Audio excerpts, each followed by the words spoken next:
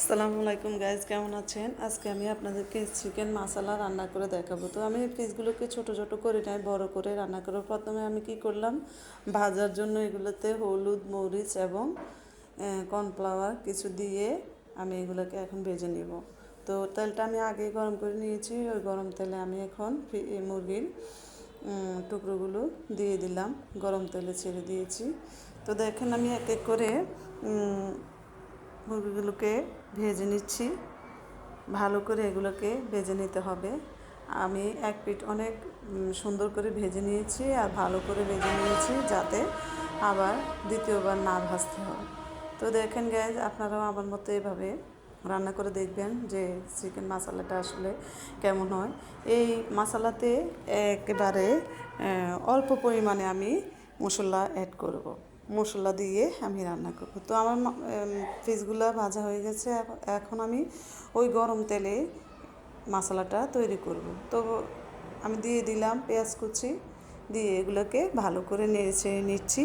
আমি অল্প পরিমাণে সব মশলা দেব, যেহেতু এখানে মুরগির পিসও কম। আমি আপনাদেরকে সহজে দেখানোর জন্য তো একটু দিয়ে দিয়েছি আধা টেবিল চামচ আদা রসুন বাটা। এটা আমি একসাথে বেটে রাখছি আদা রসুনটা, তা আধা টেবিল চামচ আমি দিয়ে দিয়েছি পেঁয়াজের সাথে।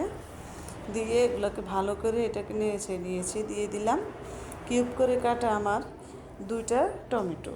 এখানে 2টা টমেটো দিয়ে আমি আবারও ভালো করে নেড়ে নিচ্ছি।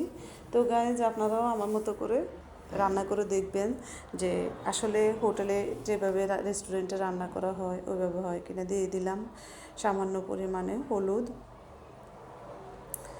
তারপর দিয়ে দিলাম সামান্য পরিমাণ আপনার মরিচের গুঁড়া, স্বাদ মতো লবণ দিয়ে সামান্য পরিমাণ পানি দিয়ে দিয়েছি, যাতে মশলাটা কষানো হয়।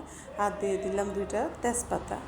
দিয়ে এখন দিয়ে দিব আমি আর কিছু গরম মশলা, তাও সামান্য পরিমাণে দেব, বেশি দেব না, কারণ যেহেতু এটা চিকেন মশলা, তো মশলাতে অল্প পরিমাণে আপনার মশলা অ্যাড করতে হয়। তো দেখেন আমি মশলাটাকে দিয়ে ভালো করে নেড়ে নিচ্ছি। আমার মশলাটা প্রায় কষানো হয়ে গিয়েছে। আমি এটাতে আরও একটু পানি দেব। দিয়ে এখন আমি মুরগির পিসগুলো দিয়ে দিচ্ছি। দেখেন ভেজে রাখা যে চিকেনগুলো ছিল আমি সেগুলো দিয়ে দিয়েছি। দিয়ে ভালো করে নেড়ে দিচ্ছি। এই পানিতে মুরগিটা আমার হয়ে যাবে, কারণ আমি তেলে ভালো করে মুরগিগুলোকে কষিয়ে নিয়েছি, ভিতরেও হয়ে গেছে। তো দেখেন গাইজ, আমার চিকেন মশলাটা প্রায় হয়ে গেছে। আপনারাও আমার মতো করে এভাবে রান্না করে দেখবেন কেমন হয়। খুব সহজে এটা রান্না, অল্প পরিমাণে সব কিছু দিয়ে আমি রান্নাটা করছি। তো আপনারাও আমার মতো চেষ্টা করুন, ইনশাল্লাহ ভালো হবে। তো যদি ভালো লেগে থাকে আমার এই রান্নাটা, অবশ্যই আমার চ্যানেলটা সাবস্ক্রাইব করবেন এবং পাশে থাকা বেল আইকনটি বাজিয়ে দিবেন। তো সবাই ভালো থাকবেন আর কমেন্ট বক্সে জানাবেন আমার রান্নাটা কেমন হয়েছে গাইজ। দেখেন কালারটা অনেক সুন্দর দেখাচ্ছে।